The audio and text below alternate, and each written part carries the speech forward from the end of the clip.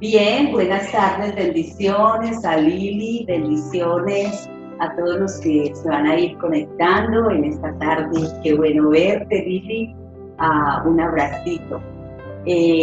Vamos a estar hoy continuando nuestros estudios del libro de Romanos. Si queremos que el Señor nos dé la oportunidad de estar realizando este estudio con un espíritu despierto, con un espíritu abierto, porque realmente la teología de la salvación está centrada en gran parte en el libro de Romanos.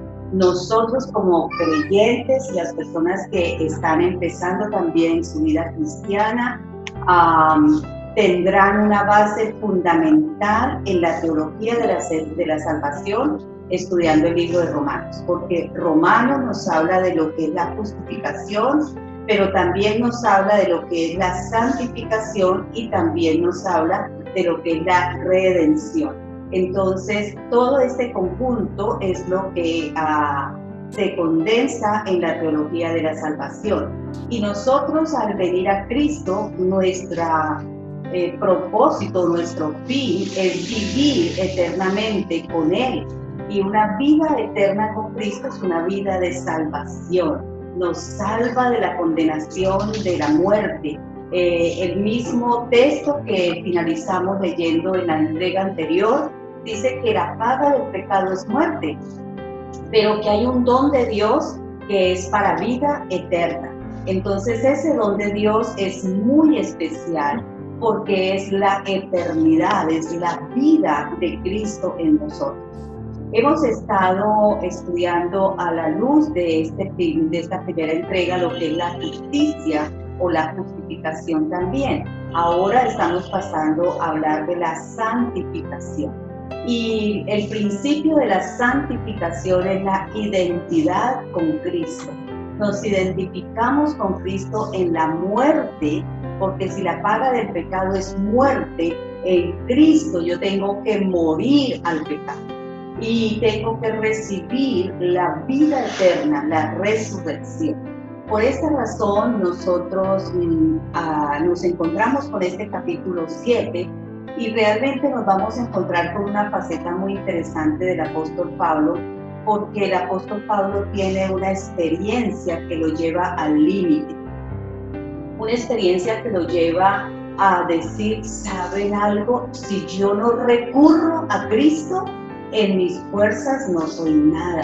Si yo no recurro a la gracia, el pecado que mora en mí me hace sucumbir, me lleva a la muerte. Si yo no recurro a la vida en el Espíritu en Cristo, yo no seré capaz de tener la oportunidad de ser salvo. Entonces, esa es una experiencia que yo creo que todos los que nos anexamos, nos tomamos a la gracia de Cristo, tenemos que vivir. Este round, esa noqueada espiritual donde tenemos que quedar como en el límite de decir, lo he intentado, lo he hecho, lo he buscado y no he podido gobernar este cuerpo de pecado, y la ley del pecado que está escrita en mi naturaleza humana me hace sucumbir. Por eso tengo que levantarme de ahí a creer, a tomar la santificación que viene a mi vida solamente a través de Cristo, a hacerme, a unirme en esa vida en el Espíritu con Cristo, para que Cristo me santifique y me levante poderosamente de esta condenación, de este cuerpo que me lleva a pecar.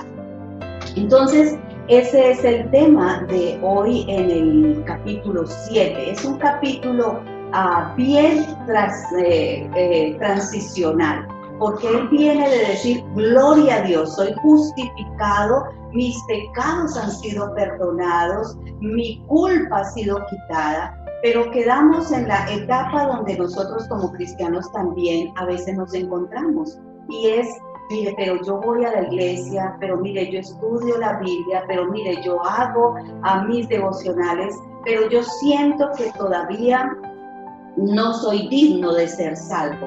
yo siento que todavía me falta santificar mi vida para lograr tener una plena comunión con Dios. Y eso es lo que experimentó Pablo también, esa transición. Y entonces por eso él pasa de la justificación a hablar de la santificación, a hablar de la vida en el Espíritu como una etapa de victoria, como una etapa de triunfo, donde él puede dejar esa vida de pecado y tomar una vida ahora en Cristo, en el Espíritu. Y por eso es bien interesante el capítulo 7, aunque es un poco complejo de estudiarlo, pero lo vamos a hacer en la dirección del Espíritu Santo.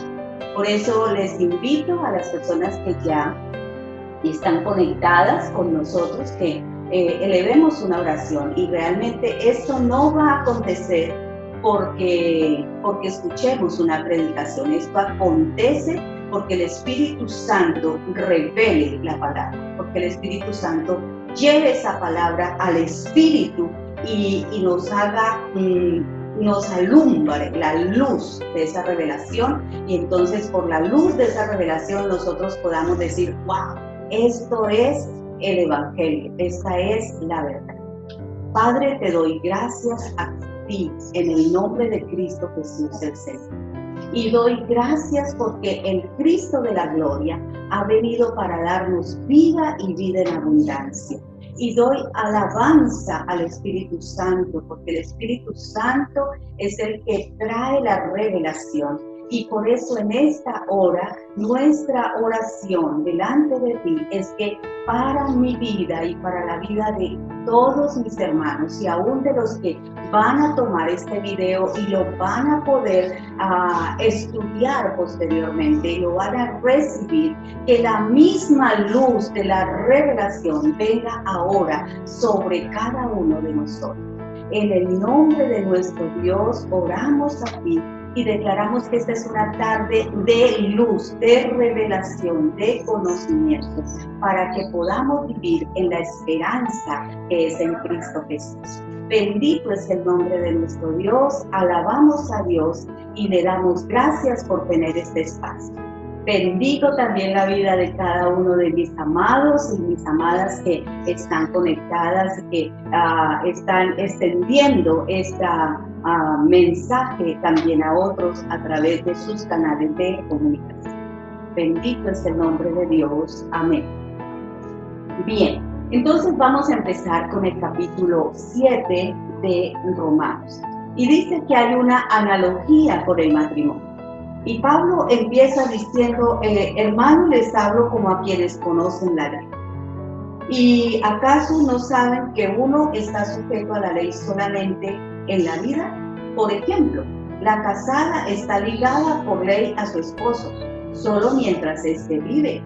Pero si su esposo muere, ella queda libre de la ley que la unía a su esposo. Por eso, si se casa con otro hombre mientras su esposo vive, se le considera adúltera. Pero si muere su esposo, ella queda libre de esa ley y no es adúltera aunque se case con otro hombre. Pablo empieza tomando esta analogía con el matrimonio, pues realmente no para hablar del matrimonio y del divorcio, pero sí para hablar de que la ley está vigente en la vida de nosotros y que depende de la unidad, de la unión que nosotros tengamos con el esposo que nosotros estemos unidos. De ahí está la vigencia de la ley.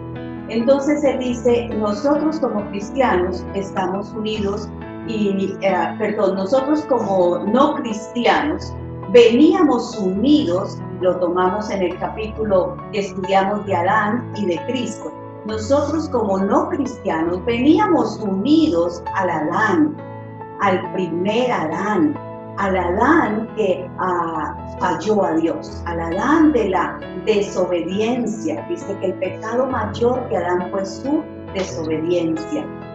Y lo estudiábamos y mirábamos que esa unidad con ese primer Adán nos llevó a tener una herencia, una cadena de pecado, Por lo tanto, todos pecamos, dice en la Escritura en el capítulo 5 que estudiamos, y estamos destituidos de la gloria de Dios. Pero Dios muestra su amor para con nosotros, en que siendo aún pecadores, Cristo muere por nosotros. Y entonces lo que dice la ley es que si yo estoy sujeta a ese esposo, yo no puedo estar unida a otro esposo porque se llamaría adulterio. Pero si ese esposo muere, ¿dónde muere? Capítulo 6, porque en la identidad con Cristo, ese esposo muere, porque conforme muere el pecado, muere el primer Adán, muere esta herencia pecaminosa, muere ese viejo hombre, muere esa naturaleza que estaba viciada al pecado. Entonces, yo me puedo unir y me uno al postrer Adán, a Cristo el Señor. Cuando esa unidad me da ahora la oportunidad de estar en ese esposo nuevo. ¿Por qué? Porque morí a la unidad que tenía, al vínculo, al relacionamiento que tenía bajo esa ley al primer Adán. Y ahora en Cristo, en ese nuevo nacimiento, me he hecho una sola persona con Cristo el Señor. Porque dice la Escritura que el que se une a Cristo, uno es con Él. Amén. Entonces, por esta verdad, ahora yo estoy unida a Cristo el Señor. La vigencia de esta unidad en la ley del Espíritu es que ahora yo tengo el relacionamiento, la comunión, la unidad es con Cristo Jesús. Por eso la Escritura nos dice que el versículo 4, lo dejo para leerlo con gran énfasis, dice: asimismo, hermanos, ustedes murieron a la ley mediante el cuerpo crucificado de Cristo, a fin de pertenecer al que fue levantado de entre los muertos. De este modo daremos frutos para Dios. Así que en Cristo nosotros morimos a esa unidad que teníamos con el Adán del pecado. Y ahora, en la resurrección de Cristo, entramos a ser parte de la unidad ahora en Cristo Jesús. Entonces, nosotros que morimos de acuerdo al cuerpo de Cristo, por eso hablábamos en el capítulo anterior, la identidad, la santificación empieza como la identidad. Yo me identifico con Cristo en la muerte y me identifico con Cristo en la resurrección. Me identifico con Cristo muriendo a esa conexión, a esa unidad que tenía con Adán, y me identifico con Cristo resucitando a esa comunión y a esa unidad que tengo ahora con Cristo Jesús. Por eso la Escritura nos dice: porque cuando nuestra naturaleza pecaminosa aún nos dominaba, las malas pasiones que la ley nos despertaba actuaban en nuestros miembros de nuestro cuerpo y dábamos fruto para muerte. Pero dice el anterior versículo: ahora daremos fruto para Dios. Este es el fruto de la santidad, es el fruto de la santificación. Pero ahora, al morir a lo que nos tenía subyugados, ¿qué nos tenía subyugados? El pecado. Hemos quedado libres de la ley a fin de servir a Dios con el nuevo poder que nos da el Espíritu y no por medio del antiguo mandamiento escrito. Qué bueno, porque aquí hay como un panorama que se abre. Y Pablo parece redactarlo y manifestarlo a la revelación del Espíritu Santo, que es lo que queremos que a nosotros nos llegue. Cómo él ahora puede vivir una vida no sujeta a la ley del pecado, sino sujeta a la ley del Espíritu, donde ya no estamos subyugados porque ya morimos a lo que nos tenía subyugados. Ahora podemos servir a Dios con el nuevo poder que nos da el Espíritu. Porque el que se une a Dios, con Él, un espíritu es con Él. Entonces ahora el poder del Espíritu de Dios está en nosotros. Sed santos, porque yo soy santo. La naturaleza de la santidad de Dios es la que nos ayuda a tener la identidad de la santidad de Dios en nosotros. Pero entonces Pablo parece que voltea el panorama y dice, pero hay un serio conflicto con el pecado. ¿Y por qué presenta este serio conflicto con el pecado? Por una sola razón. Y lo voy a explicar de la siguiente manera. Pablo tiene como 3 etapas en su vida, ¿no? La primera etapa de Pablo es el tiempo cuando él era un fariseo. Y como fariseo, él era orgulloso, independiente, satisfecho de sí mismo. Él como fariseo se describió como irreprensible, porque él como fariseo se consideró cumplidor de la ley. Él como fariseo decía que él guardaba la ley de manera escrupulosa, de manera perfecta. Observaba todas las ceremonias que la ley establecía, mantenía una buena relación con Dios. Pero este Saulo, porque en ese momento se llamaba Saulo, era el mismo que tomaba cartas de las autoridades para perseguir a los cristianos. Y es este Saulo, fariseo, irreprensible, orgulloso, independiente, que consideraba que guardaba la ley, que no le fallaba a Dios. En camino a Damasco pasa su segunda etapa de vida. Y en camino a Damasco, él se encuentra con Dios y conoce a Cristo como su Señor y su Salvador personal. Entonces Pablo comienza una lucha. Por eso Pablo puede hablar del conflicto de la ley del pecado, el conflicto del pecado en él, porque él viene de ser un fariseo estructurado, rígido, cumplidor, honesto, pero perseguidor. ¿De quiénes? De los que se sentían libres del pecado, de los que se sentían libres de la condenación, porque sabían que en Cristo habían encontrado a quien les daba esa libertad. Y entonces él tiene el encuentro con Cristo en el camino a Damasco. Sabemos la conversión de Pablo en Hechos capítulo 9. Pero él entonces en este proceso, él comienza una lucha. Porque él venía acostumbrado a que todo lo que hacía lo hacía en sus fuerzas. Que si él cumplía moralmente era porque era capaz de cumplir moralmente. Que si él libraba las batallas para ser un hombre honesto, era porque él podía ser un hombre honesto. Y viene a confrontarse ahora con algo que aún él le llama un tiempo como de fracaso, porque él dice, yo descubro que mi vieja naturaleza está viciada al pecado, que mi vieja naturaleza, por más de que era un fariseo, legalista, religioso, cometía pecado.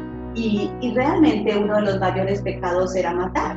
La ley decía no matarás, pero Pablo decía que era cumplidor de la ley y mataba, perseguía a los cristianos. Era un cumplidor de la ley y de pronto adulteraba, era un cumplidor de la ley y codiciaba. Entonces él dice, yo tengo un dilema, yo tengo un problema. Yo vengo acostumbrado a decir que soy un cumplidor de la ley y ahora por la misma ley yo descubro que sencillamente vivo una vida de pecado. Yo descubro que no soy capaz de vivir en las condiciones que la ley me demanda. Yo descubro que el cuerpo, mi naturaleza de pecado me es imperiosamente impuesto el pecado y el ánimo a pecar. Entonces es ahí donde él tiene que rendirse. Y eso es lo que habla el capítulo 7 en este conflicto del pecado. ¿Por qué tiene que rendirse? Él tiene que llegar a decir, pero yo no puedo. Y es ahí donde él lo expresa en muchas oportunidades. Ya no vivo yo, Cristo vive en mí.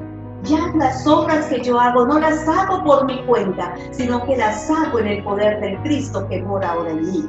Él dice, yo considero ahora basura todo lo que consideraba que era poder en mí. Yo considero ahora que la vieja naturaleza pasó y que Cristo en mí está haciendo todo nuevo.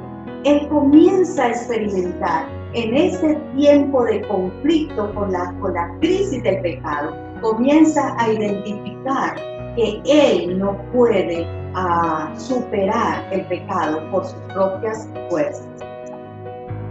Y entonces es cuando empieza el tercer periodo de Pablo, que es lo que vamos a comentar en el capítulo 8 en adelante, cuando él sale a la luz. ¿Y qué recibe en esa luz? Recibe la victoria completa. Y él dice, ¿sabe qué? Esa victoria es vivir una vida en Cristo. Esa victoria es aprender que el secreto del gran triunfo está en entregarme plenamente a Dios y en el presentarme a Él y permitir que el Espíritu Santo produzca en mí la vida de santidad que yo no puedo llevar por mis méritos personales. Y yo diría que todos los cristianos tenemos que vivir esta etapa. Para podernos asir de la gracia, tenemos que vivir esta etapa de frustración. Esta etapa donde él mismo lo expresa en el capítulo y dice, miserable de mí, ¿quién me puede librar de este cuerpo de muerte? Es decir, él dice, yo tengo que reconocer que no soy capaz en mis propios méritos, en mis propios esfuerzos. Y digo que es uno de los procesos que tenemos que llevar los cristianos cuando pasamos a tomar la gracia, porque siempre y cuando nosotros nos consideremos autosuficientes para ser salvos o para vivir la salvación, vamos a tener problemas, porque vamos a vivir de caída en caída y de frustración en frustración. Yo voy a tomar un ejemplo muy sencillo, quizás el de Edna, porque a veces nos proponemos a vivir procesos de santidad. Decimos, mira, yo me voy a esforzar por no mentir, a tomar algo así muy sencillo. Y realmente lo logramos hacer, y eso es como si nos mordiéramos la lengua en el momento en que queremos decir algo que no es cierto, y lo podemos controlar, gobernar, y de momento, volvemos a fallar, y decimos, y yo solía usar una expresión, ¡ay, qué cosa! Bárbaro, ¿por qué lo hice? Y comenzamos a sentir culpabilidad porque volvemos a fallar. Es ahí donde Pablo dice, esa es la naturaleza del hombre. Pero el hombre, lo mirábamos en el capítulo anterior, en esos momentos de debilidad, tiene un papá amoroso con el cual podemos contar. Y vamos y le decimos, mira, el pecado no lo voy a ocultar. El pecado no es para meterlo debajo del tapete, el pecado es para juzgarlo. Y juzgar el pecado es traerlo a la luz y decirle al Señor, mira, aquí estoy, te fallé. Por eso digo que no soy yo, no puedo en mis fuerzas, no puedo en mí. Es el Cristo de la gloria el que tiene que obrar en mi naturaleza para que mi naturaleza tenga la identidad de la naturaleza de Cristo en mi vida. Y es ahí donde él sigue hablando en este pasaje y lo expresa de la siguiente manera. Él habla de 4 leyes. Él habla de la ley de Dios. En el capítulo, él habla de la ley del pecado, habla de la ley de la mente y habla también de la ley de los miembros. Y él dice, entre estas 4 leyes yo tengo lío, yo tengo un serio problema. Porque la ley de Dios era el código de Moisés. La ley de Dios le decía, amarás al Señor tu Dios con todo tu corazón, con toda tu alma, con toda tu mente.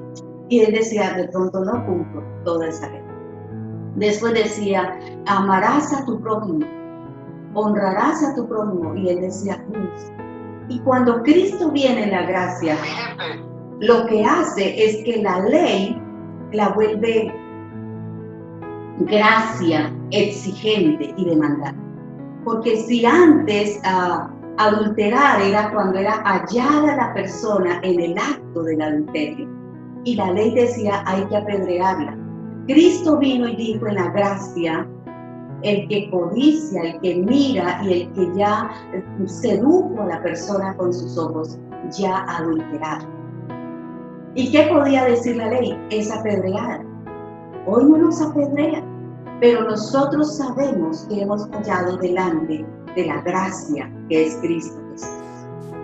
Cuando la ley nos decía ojo por ojo y diente por diente, la gracia nos dice, el que no ama a su hermano se hace homicida. Es como si matara a su hermano. Entonces venimos a tener lío, porque cuántas veces tenemos roces y dificultades. Pero cuando yo estoy vamos a hablar de la ley del Espíritu, frente a la ley del Espíritu, yo me doy cuenta que no es una ley, un código de Moisés el que me habla, sino la ley del Espíritu, mi confrontación, mi vida en la identidad con Cristo me dice, estás odiando a tu hermano, eres homicida. Entonces yo tengo que sentirme mal frente a mi Dios y decirle, perdóname, amaré a mi hermano, así me cueste amarlo.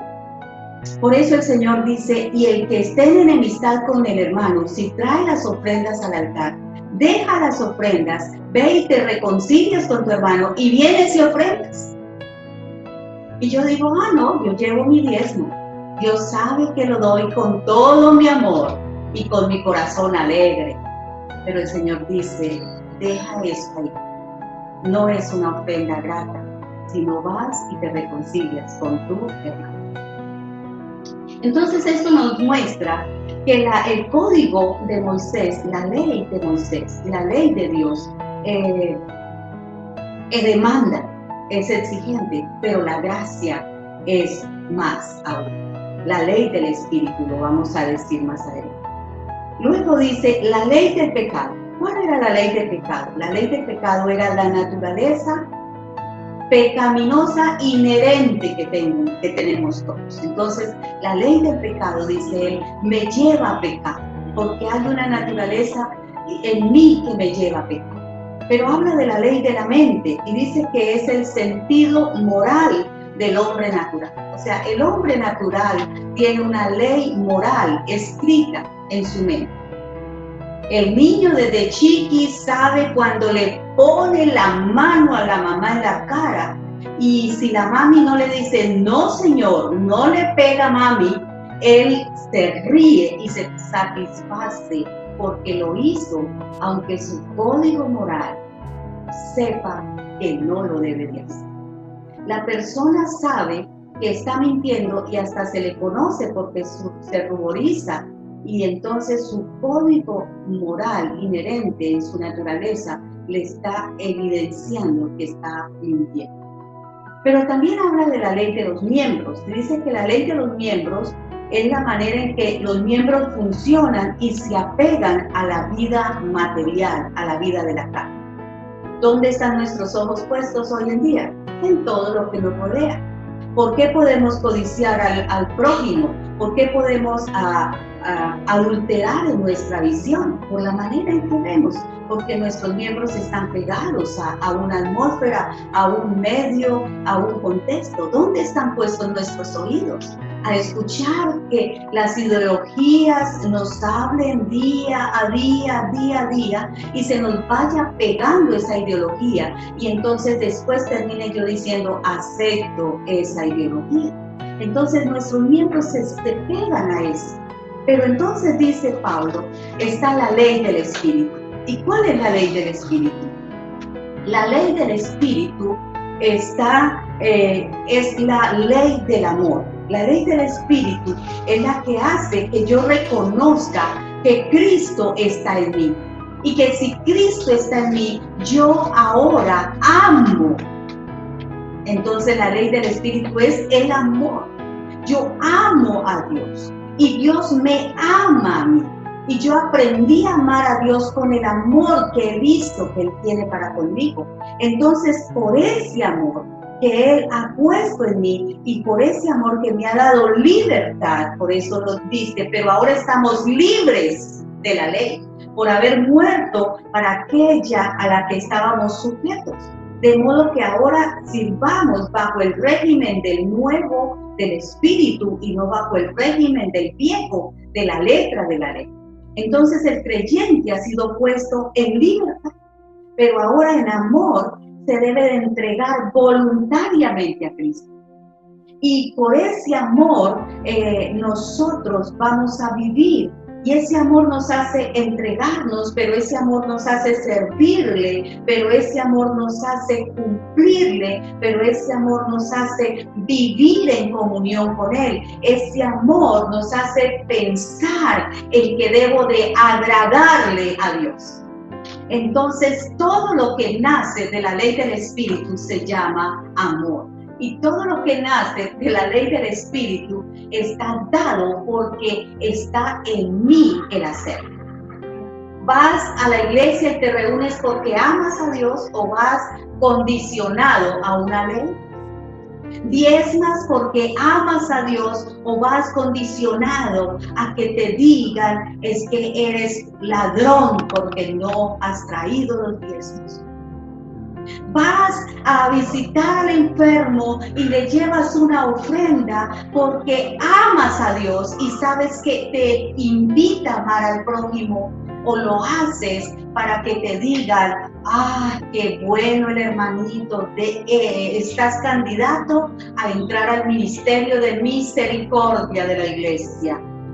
Porque entonces te has ganado el título de un siervo de misericordia. ¿Sí ves la diferencia? Hay una ley que dice el mismo escritor es santa. Hay un mandamiento que es santo, que es bueno, que es justo. Pero la ley del Espíritu es la ley que me permite hacer todo porque amo a Dios y porque he recibido la revelación de su amor a mi vida. Y sé que ahora mi Dios me ama y no me dejará de amar. Lo vamos a ver en el capítulo 8. Nada me puede separar del amor de Dios. Nada, porque Dios me ama incondicionalmente. Entonces, todo lo que yo puedo hacer en esta vida nueva de santidad es porque amo a Dios y me agrada amar a Dios. Y cuando amo a Dios y me agrada amar a Dios, haré todo lo que a Él le parece bien hecho y cumpliré la ley, porque la ley también es espiritual.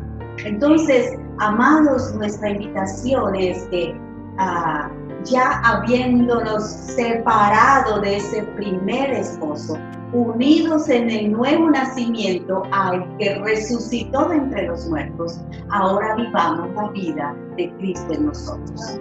Juan dice, el que nace de la carne, carne es, pero el que nace del Espíritu, Espíritu es.